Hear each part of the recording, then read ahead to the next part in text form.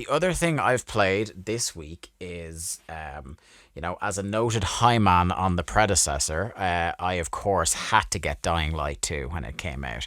In spite How are your of 15 minutes with this 500-hour yeah, game? so this is the thing. Like I think I said it on the show, but I definitely tweeted out that like when you have a game and one of the things that you are promoting over the story, over the content, is like the quality of the content that you're saying is it's gonna take 500 hours to beat this fucking thing. That is usually a massive red flag to me. One, because with very rare exceptions, I don't want to spend anywhere even half of that length of time with a game.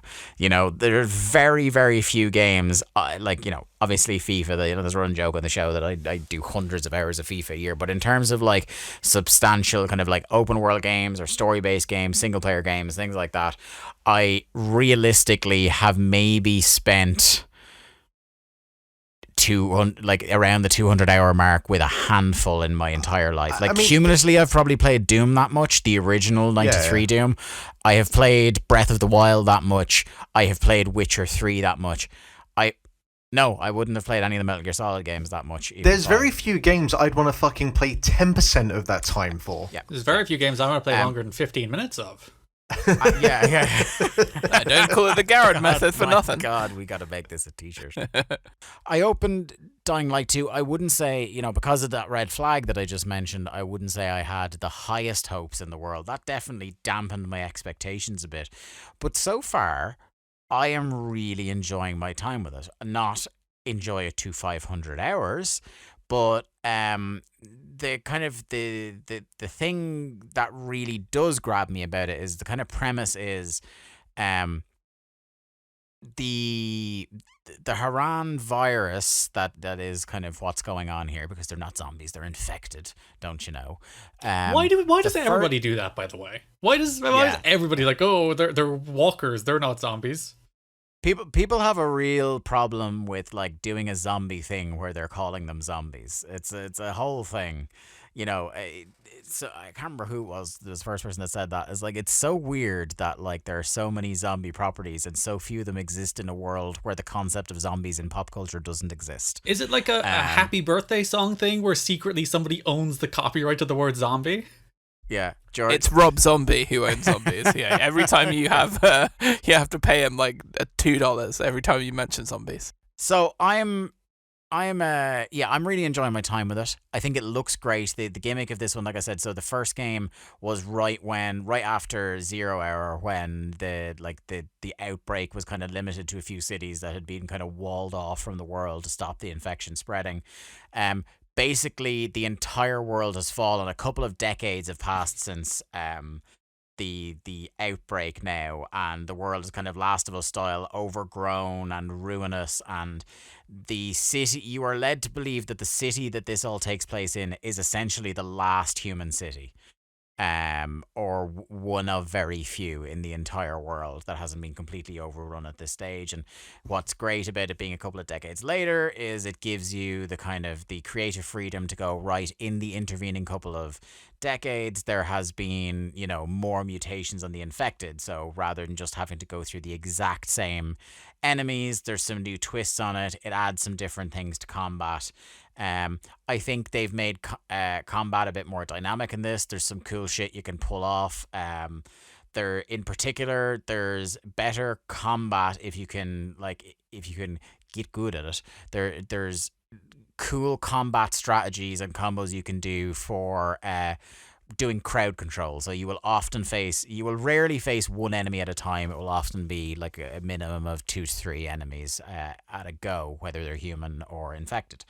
And you can do some cool shit, like if you can do a perfect parry as somebody is swinging a melee weapon at you, you can stagger them and then hit 2 buttons together that will send you leapfrogging over that staggered person to do an incredible first-person shotgun dropkick on the guy standing behind them. And that, when I pull that off, never fails to look awesome. Yeah, the I suppose there's a lot to do in the open world, a lot of different things. The way they have the kind of the leveling system tied to these things called inhibitors is interesting because you really need to go into dangerous and meaty challenges, usually so far anyway, to find those.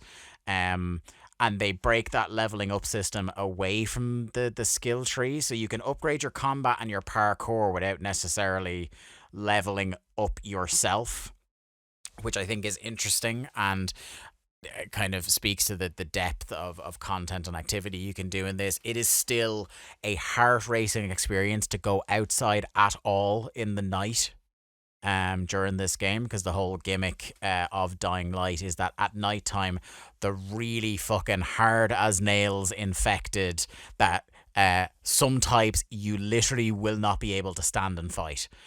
You have to run. They only come out at night. You can still get absolutely fucked up during the day by the zombies that are there and by the humans, but at night is real, like you are sprinting and parkouring as fast as you can in between different UV light zones because the UV light burns them.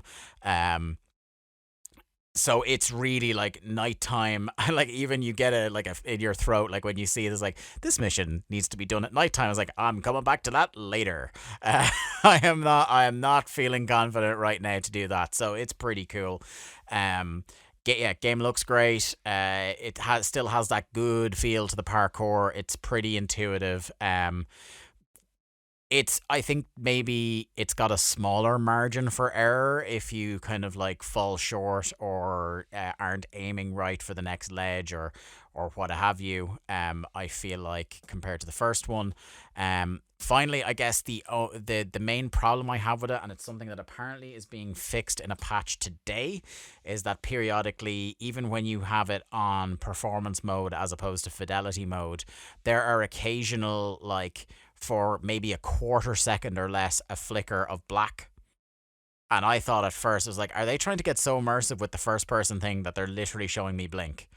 But no, it like happens even when the game is paused, and it just happens intermittently, and I can't figure out, there's no thing in particular that's prompting it, but it's something that just from searching Twitter is something that users have noticed, and it is one of the things that's getting patched by the end of this week, according to Techland. You would wonder how that's a thing that made it in the first place. It's like, surely somebody noticed that. I thought it was one of those things like, when I started noticing it, then there was that thing where you go in, you know, the way when the PlayStation is supposed to, and your TV, you know, should in theory detect the resolution automatically, but sometimes when it flickers between the two, I thought that's what was happening, but no, it's not. There was a thing other people are reporting that if you get all the way to the end of the game, and I don't know how people are reporting so early that this happens at the end of the game. Sometimes there's a bit where it goes black and you're supposed to like wait because it's, you know, there's like I don't know if it's a post-credits thing or a post-ending thing, whatever. But people were saying that like the game was getting stuck on that black screen and they'd have to reload at the part before the final encounter, whatever the hell that is. Didn't want to read too much into it, 'cause spoilers.